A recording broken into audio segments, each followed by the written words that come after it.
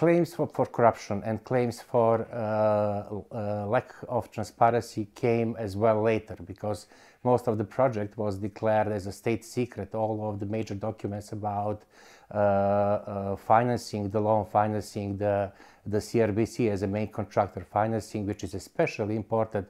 The subcontractors of the Chinese in Montenegro are declared state secret. I need to remind you that the CRBC was picked out of any kind of international tender, that the subcontractors are picked in cooperation between the CRBC and the Ministry of Traffic, again out of the public tender. The original contract with CRBC was saying that at least 30% of the overall works should go to the local subcontractors. Last year figures are showing that over 50% is going to the local subcontractors, and they retracted something over 400 millions of euros until now. And one must say that it's good for local economy, it's good for distribution of wealth, but when you see the list of subcontractors, you can see that just a couple of companies which are allegedly connected to the previous government of Montenegro, to the current president of the country. And when you add the extreme lack of transparency to this deal, you can, or one can, actually suspect that there was a corruption. All the benefits that CRBC received, like no VAT or no taxes on labor or no customs on imported goods, was also applied to the subcontractors with absolutely no control.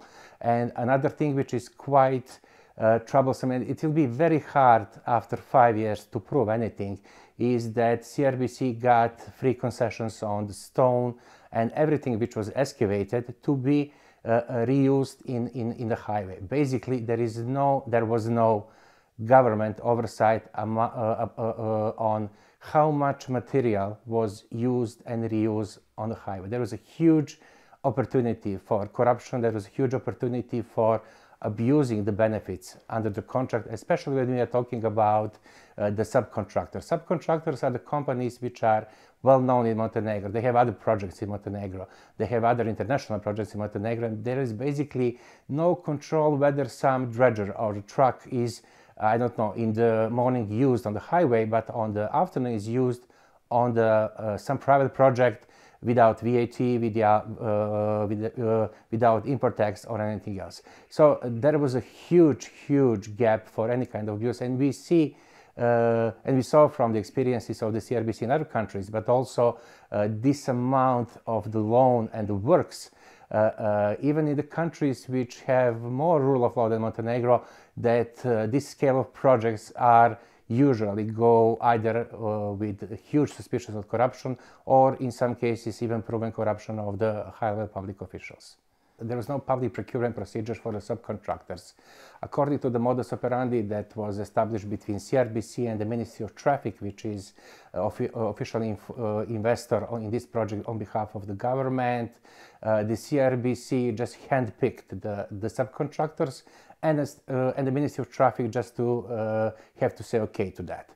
And we didn't have a single example when the Ministry of Traffic said, no, this subcontractor is not okay.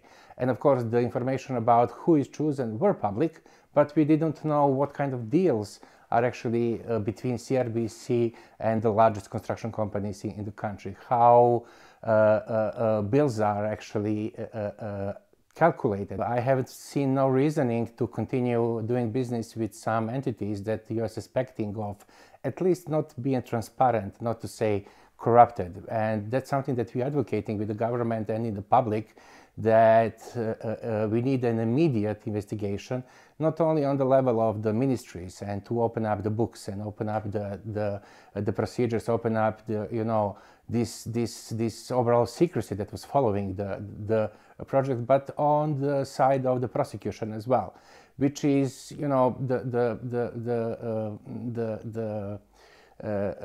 weak side of all of this, because after the elections we didn't change the prosecution, so we are still looking into the reforms when it comes to the judiciary and the prosecution, and we have seen in the previous period that there is no political will to deal with possible cases of corruption on the highway, which is completely coming from someone from civil society. We are talking about the biggest project in the country. We have witnessed similar modus operandi in other countries involving the Chinese investment.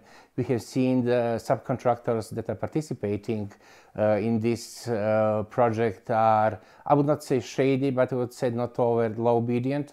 And there was no incentive on the side of the prosecutor office to do any kind of ex officio investigation without anyone telling him to do so. So I'm not optimistic if you're asking me whether something will happen in the future period.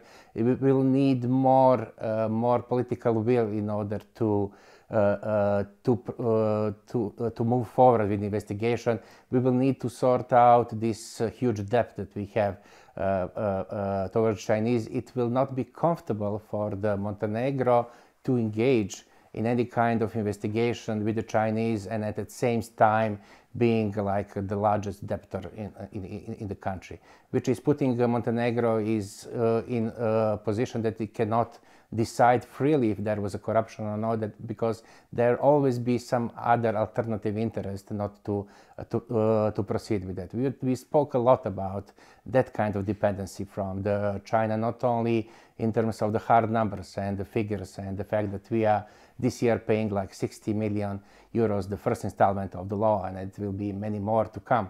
But that kind of dependency, which is auto censorship on the Montenegrin institutions against the Chinese companies, because it will be unfair to say that if there were a corruption, that it's only on the Montenegrin side, because it takes two to tango when it comes to corruptions. I think that we have over the decades created a fertile soil for investors to come and to expect some kind of benefits for their investment. And it's completely okay when it comes to the motivation of the investor to gain profit, and it's completely legitimate.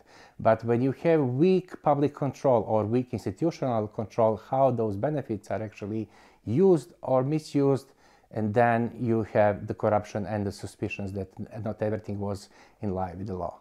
All the reports that were sent from CRBC to the management unit in the Ministry of Traffic, they are all declared as state secret. We have 3 state commissions that are following the design of the project, that are following the execution, and the third are following the other issues that are related to the highway. Members of those commissions swore, and they have to sign an NDA not to disclose any kind of information, and all of their reports are proactively declared as state secret. So all of that information, what was happening after the contract was signed, how the payments are made, and how much, I don't know, money was given to the subcontractors, some of that is public, but in details, whether there was any kind of control, how that money was spent, what are the quality of works, that's all secret. We have a couple of leaks from these commissions and from the management unit over the inspection control of the quality of works, and we see on a couple of occasions there are huge problems with I don't know, the quality of concrete or the execution of works or some paperwork or some basic procedures. And I would not like for us to forget about the Tara River and the devastation that was happening in the 4th subsection of this part of the highway, which actually proved that for years the government was not controlling how the construction sites are actually managed, which resulted in, for some parts, irreversible devastation on the UNESCO protected site of the Tara River. What we have is suspicions, which is based on the very, very organized effort of the state institutions to conceal key information that might lead to a conclusion that there is corruption, and a very organized effort to suspend any kind of civic control over the overall project. And I would not say they are doing that because they are bored. I think that they are doing that quite intentionally, having the track record of 2 things. One is how civil society are keen and capable to disclose corruption when they have information.